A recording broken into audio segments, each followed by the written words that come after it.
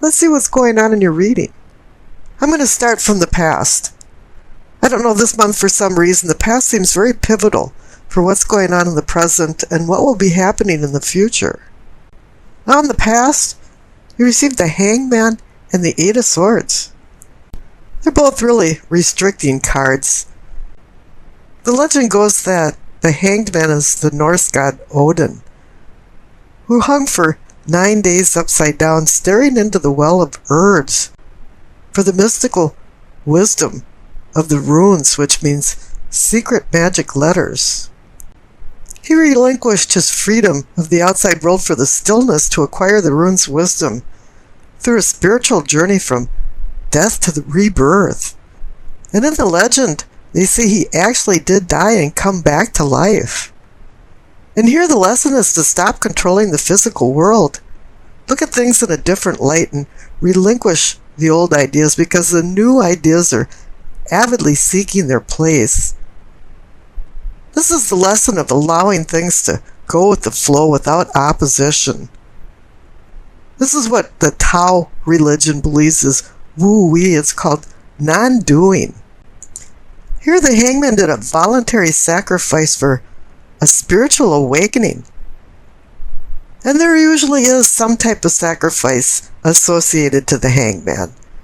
And it's time now to reflect before you make any rash decisions. This is a time to do some soul searching, and personal reflection is very painful. But something threw you into this personal reflection because the clarification card is the Eight of Swords. Something externally or internally ensnared you into a labyrinth because you feel restricted. You've been incapacitated, restrained, trapped, and it feels like you can't escape, but in reality, you can escape at any minute, but you choose not to. It's time to break the chains of personal fears and misgivings that have rendered you helpless and hopeless. And you know you want to change because down on the right from the past cards, for the base of your spine for sourcing and urgings, you see the Chariot and the Eight of Wands. The Chariot is about overcoming opposing forces. He's about discipline, strength of willpower, and going into a spiritual awakening. Having some self-control in order to acquire confidence and facing your challenges head on. It's a movement card. It's a card about going forward, finding your higher self. You no longer want to sit on the sidelines and just be a spectator, because the Eight of Wands is the card of sudden change. And it's usually a positive sudden change. You know, when things weren't going right, and you were always looking around thinking, why me? All of a sudden, everything's happening just the way it should, and it feels very comfortable. And now you know you're in a transition and you're changing. And the Eight of Wands can also be about bringing news and messages, so something that's probably going to be a cornerstone in your change and transition. You might have already heard it, or maybe it's coming.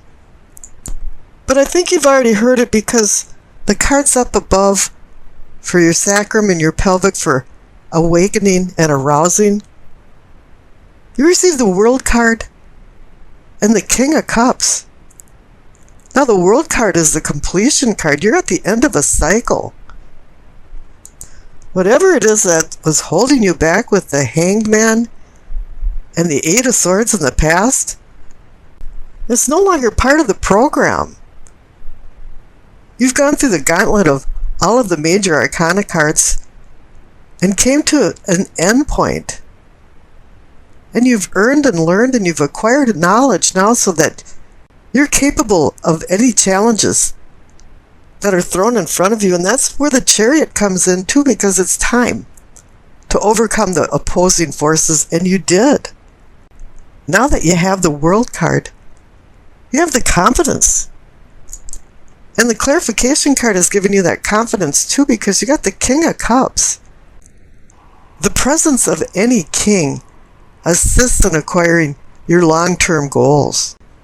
But here this king is taking turbulent waters and making it tranquil.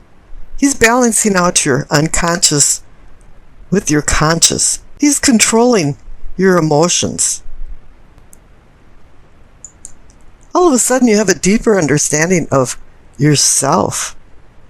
You've gotten to the point where you know thyself. And you're starting to treat yourself with respect and as well other people. You're going to find that there's going to be a dramatic change in how you handle your interpersonal interactions. The King of Cups has taught you to maintain your composure in the midst of a wild sea of difficult situations, for you to find serenity. Now, he might be molten lava on the inside of emotions, but he's stolid and able to handle his emotions on the outside and has self-control. Now, the cards up above for your solar plexus receive the Lovers and the Three of Wands. Here it is now that you can control your emotions. You're able to manifest some deeper emotional bonds and harmonious relationships. And the Lovers card is about making decisions between vice and virtue. And this is where the Chariot comes in, as overcoming opposing forces. You have to make some good decisions. And whatever decisions you made, the clarification card is the Three of Wands. You're being acknowledged for some accomplishments. This is a card also that makes you feel that things are falling into place and making you feel good, just like the Eight of Wands down there for sudden change. This card is about expansion and movement, just like the Chariot is. But there's a few problems and storm clouds over the horizon, because the center cards are the Page of Swords and the Knight of Pentacles. Now, the Page of Swords is a very clever, charming, intelligent, but very immature person. Page brings ideas, and a Knight launches these into action. And once you get some experience, then the Queen brings further understanding, and a King brings you to attaining these long-term goals, as I mentioned for the King of Cups. But here you're back with some immature feeling energy. And the Page of Swords can be a very undercutting card. He's the kind of guy that when he walks into a party, everybody goes, oh no, he's here again. Because he uses words against people. He's a spy master. He listens to what people are saying and then passes it along as gossip. And it can be very hurting gossip. But now the Knight of Pentacles is saying, slow down. The Knight of Pentacles is he just trots along and acquires things as he goes. And he slowly acquires wealth, health, well-being. And down on the bottom right for the throat for communicating and teaching, you receive Temperance and the Two of Wands. Now, Temperance is saying, whoa, put a halt on this Page of Swords thing. Slow down. Use the Knight of Pentacles idea of just acquiring things slowly and being very mellow. And the Two of Wands is making plans. You've made some plans. And up there on the top for the solar plexus, you found the Three of Wands. But it's kind of telling you to rethink some of these plans and kind of get this Page of Swords energy out of the picture. And up above for your third eye for seeing and envisioning, receive the Four of Cups and the Four of Wands. 2 4 cards. The Four of Cups is a contemplative card like the Hanged Man is. All of a sudden you're saying, well, wait a minute now. The Knight of Pentacles says maybe I should slow down a little bit. And I got the Temperance card that's saying, yeah, I should temper my behavior, my decisions. And I got the card about planning again instead of going forward. So maybe I should rethink some things. And now you have the clarification card of the Four of Wands, and you've got the 2, 3, and 4.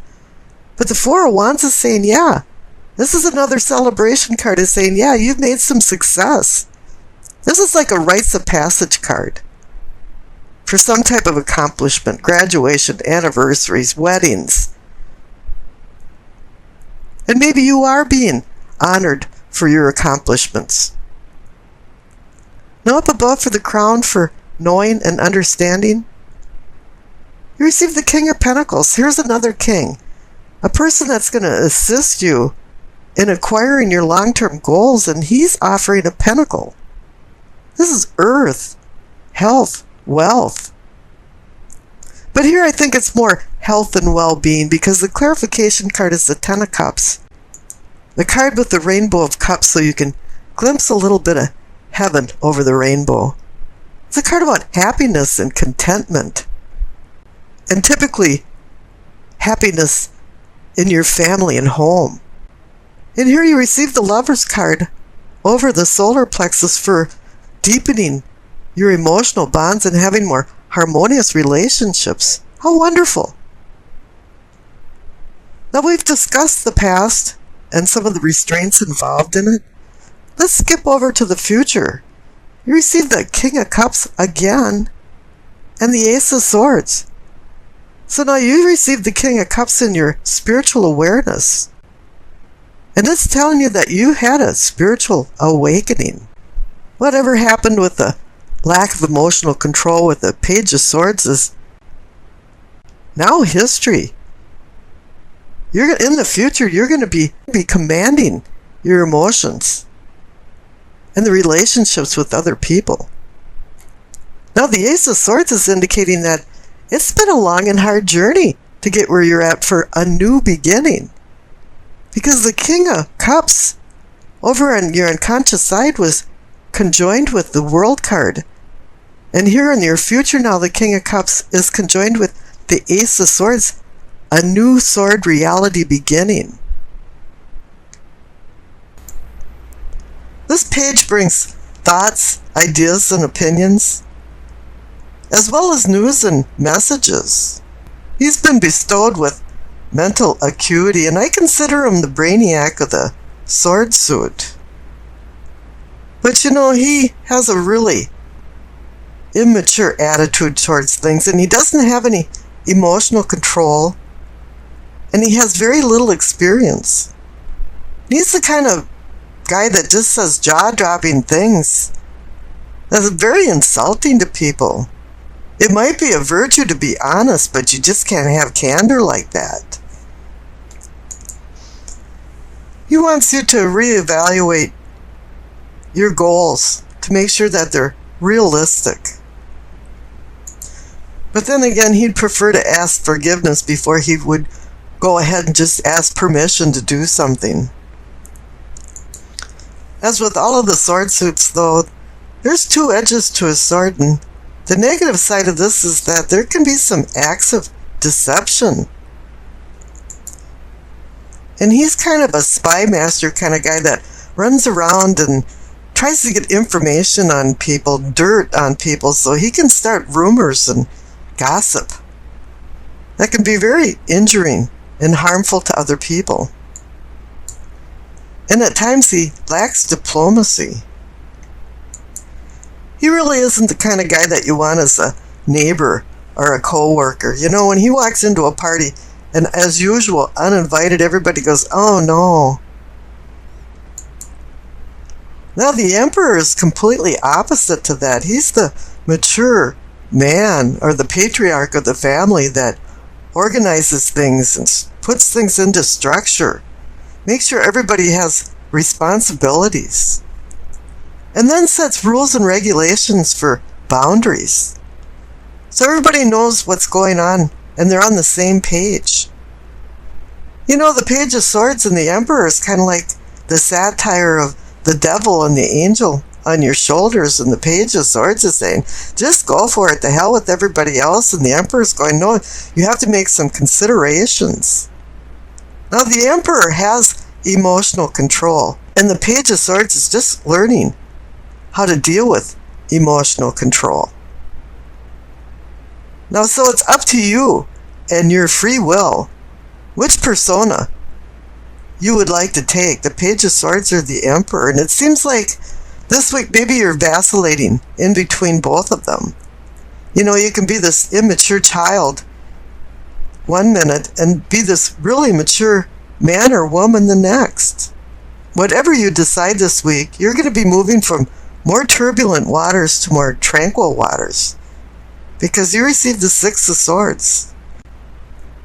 So hopefully you're moving from the Page of Swords persona to the Emperor's posture. Whatever it is, the Six of Swords is telling you it's time to plot a new course of action. And think about where you've been and what you're doing now and where you want to go in the future. And this card is here to help you with a seamless transition of change. And since this card is about movement, it can be maybe you traveling, going on vacation, going on an adventure or journey. But this doesn't have to be a physical journey. It can be a journey of the mind, too, and your thinking and mental acuity. Because the Swords does mean mind, and it means mind over matter. And really, you have to decide what matters to you in your life. Now, I rolled the dice and you received Capricorn, the Moon, in the 11th house. Now, with the Moon in the 11th house, it makes me think of the Beatles song, Need a Little Help from Your Friends. Because that kind of sums up your emotional fulfillment that comes from this week. It's from friends and family and their support.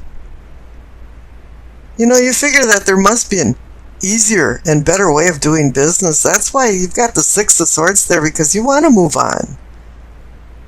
And you're seeking out these new ways with the Emperor by your side. You know, and you figure, well, realistically, you can't do all this alone, so you're going to take the me attitude and add we into the party because of the 11th house. It's a house of networking and other people. Your inquiring mind wants to know about many things this week, and you feel the need for opinions and feedback from others because you're really not too sure what to think. And I can see that when you're straggling the line between the Emperor and the Page of Swords, you're not sure what to think. However, even though you canvass and ask people for their opinions, sometimes you just don't agree with their opinion, and then you become really mouthy with them like the wily Page of Swords. And you become insulting.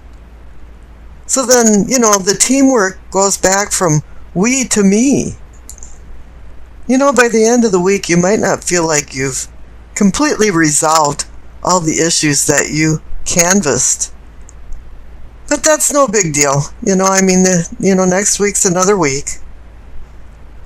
Now, you keep changing your moods this week, and they're off the map for some reason. And I think that's because of the presence of the Swords, the Page of Swords. This is causing instability in relationships. And your feelings are like waxing and waning of the moon's phases. And the Six of Swords is telling you to move on from these turbulent mood changes to more tranquil, stable, emotional moods. You know, to you this week, strength is found in numbers with open-minded humanitarian thinking. That comes from the 11th house. Now on the 29th, Mars opposes Saturn. It kind of puts a screeching halt on your ambitions. You're going to have to wait till things clear a little bit, and that'll be on the 31st, when Mars sextiles Uranus. And it brings kind of the ingenious you out. And it puts together more nebulous and scattered thoughts, so that no longer you have these kind of roadblocks going on. Then the remainder of the week is really about family and friends and strengthening bonds with them. But just speak gentle words and drop some of the emotional intensity that you had earlier in the week.